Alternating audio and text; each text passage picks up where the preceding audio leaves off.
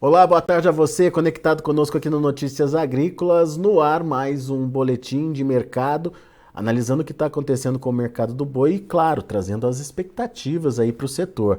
Hoje comigo, um pecuarista, Ricardo Viacava, diretor da CV Nelore Mocho, está aqui com a gente já por telefone. Seja bem-vindo, viu, Ricardo? Obrigado por ajudar a gente a entender um pouquinho desse mercado e principalmente trazer essa visão do pecuarista aqui para nossa discussão.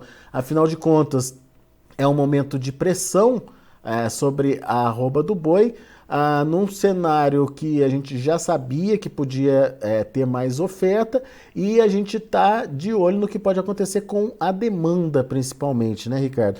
E você estava me dizendo que é uma pessoa otimista, um pecuarista otimista aí com os preços. Explica pra gente de onde que vem esse otimismo e o que que você quer dizer com esse otimismo para a pecuária aí. Seja bem-vindo, Ricardo.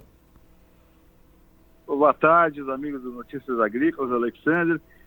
Então, a gente estava comentando aqui, essa questão do curto prazo realmente está complicada, né? Os frigoríficos pegaram um momento bastante turbulento e conseguiram alongar bastante as escalas.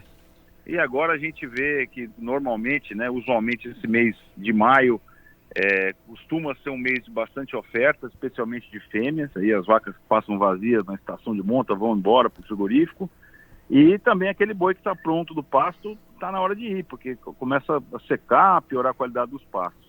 Mas eu vejo, como a gente estava dizendo aí, que tem dois pontos aí que a gente pode ficar otimista com o negócio. Um, que é que houve uma grande redução no ano passado do consumo de carne, né? O brasileiro, que usualmente consome bastante carne, passou de 35 quilos na média per capita para 27. Então, quer dizer, há um espaço e a gente sabe que quando a renda melhora um pouquinho, o consumo de carne anda junto, né? Então, a gente tem essa expectativa que o mercado interno possa aquecer um pouco aí com um cenário de uma inflação um pouco menor, uma tendência aí de estabilidade nos juros, até uma queda aí nos próximos meses. E também podemos olhar o nosso mercado, né? Hoje o mercado de carne virou uma commodity internacional. Então, se a gente olhar os nossos concorrentes aqui, nossos pares, eles estão com uma arroba mais valorizada do que a nossa, aí na casa de US$ 70. Os Estados Unidos, que é hoje um grande comprador da carne brasileira, tem um valor de arroba lá próximo dos US$ 100. Então, a gente pode se animar um pouquinho, porque tem essa perspectiva de melhorar os preços da exportação e também de ter um aquecimento no mercado interno. Esse cenário, ele se adequa a um momento, a uma questão da demanda, certo? A uma expectativa de melhora de demanda.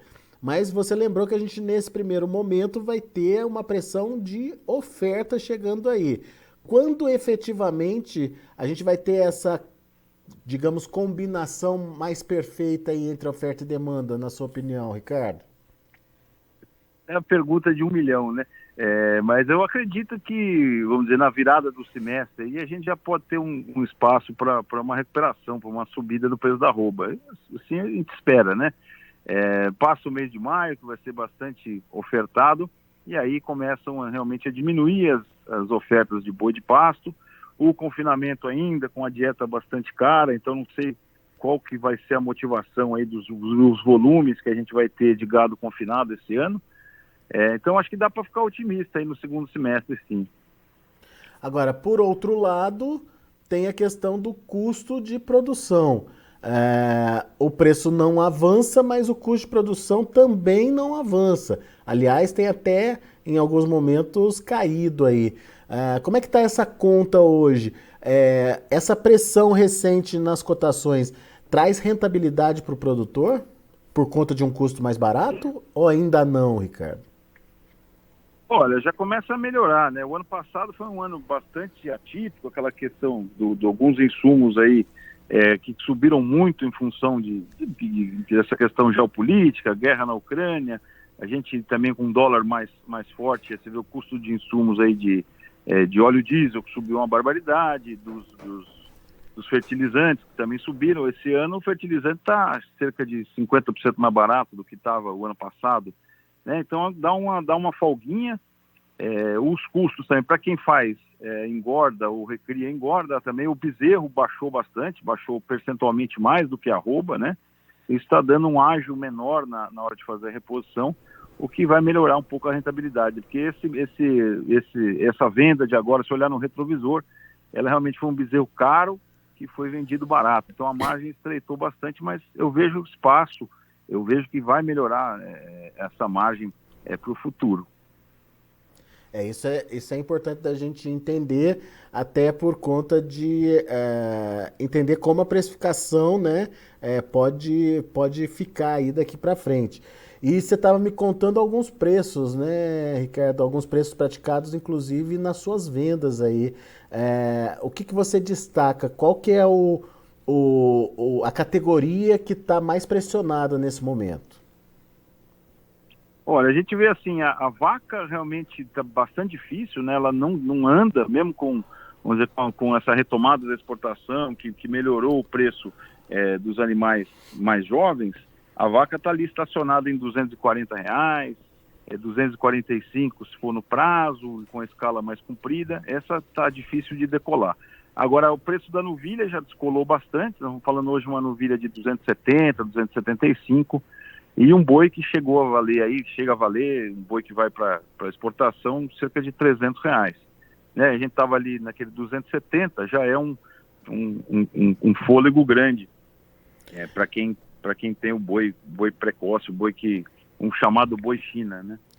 Mas daí tem o efeito colateral aí desse alongamento das escalas, né? Os frigoríficos até pagam esse valor pelo boi, mas você estava me contando que pedem prazo. Exatamente. Hoje você vê a escala, alguns frigoríficos trabalhando com 30 dias para você escalar um lote, outros até mais, aí chega a 45 dias para botar na programação. Então, quem tem que se programar, né? A gente está mudando, está vendo esse cenário acontecer desde o ano passado, uma coisa muito diferente do que a gente estava acostumado a ver, aí que uma escala longa era 10, 15 dias, hoje você já vê essas escalas mais compridas. Então, é a questão de realmente se organizar melhor. Muitas vezes a gente tem que vender o boi sem saber o preço, né? Vende indexado na BMF, lá no CPEA. Então ficou um negócio um pouco diferente. E quem tem mais pressa, infelizmente, aí vai ter que cair na mão dos frigoríficos que estão fazendo o mercado interno, e esses pagam menos ainda, estão pagando cerca de 10% a menos no boi. Tem demanda pelo boi China, mas tem que esperar. Quem tem pressa tem que vender aí por preços mais baratos para o mercado interno, então. É isso.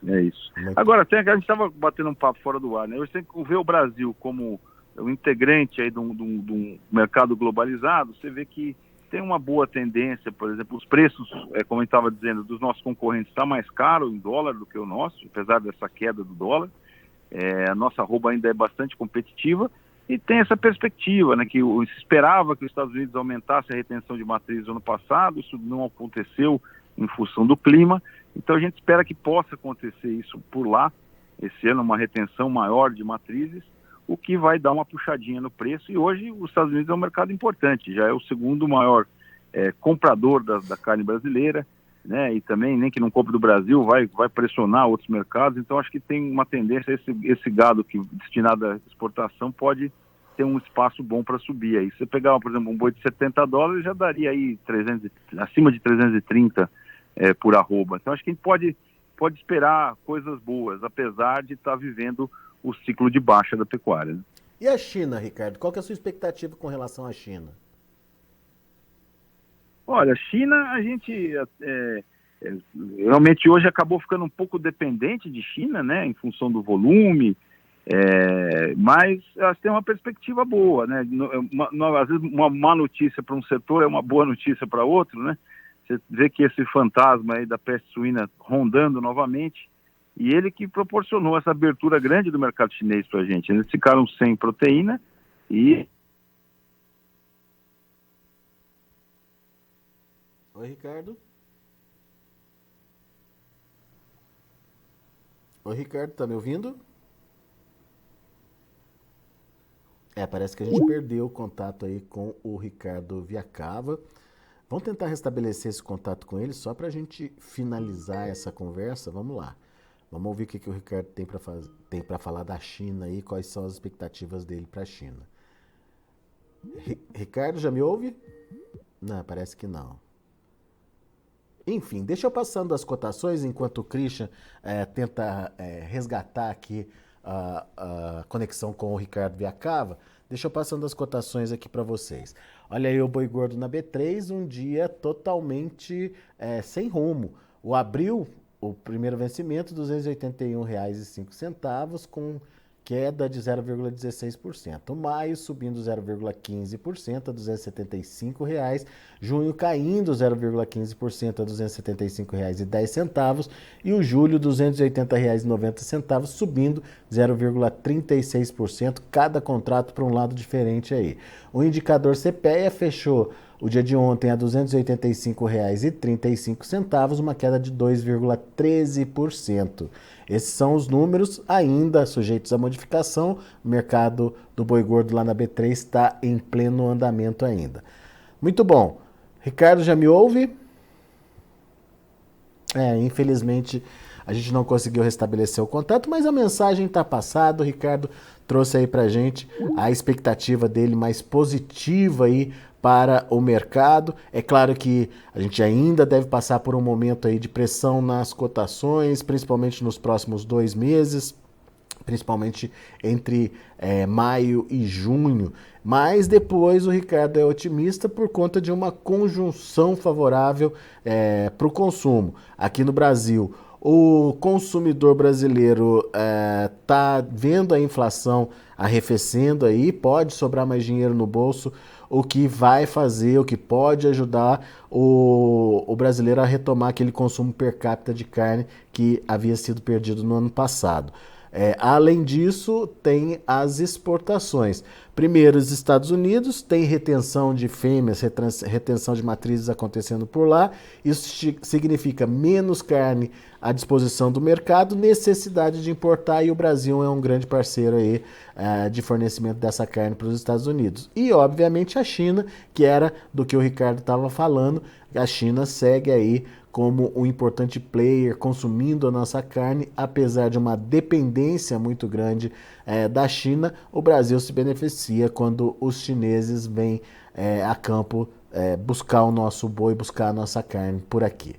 A gente vai ficando por aqui, agradeço muito a sua atenção e a sua audiência. Daqui a pouco a gente volta com outras informações, mais destaques.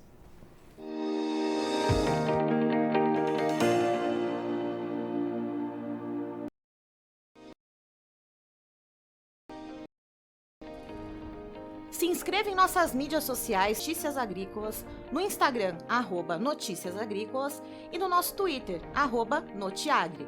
E para não perder nenhum vídeo, não se esqueça de nos acompanhar no YouTube e na Twitch, Notícias Agrícolas Oficial.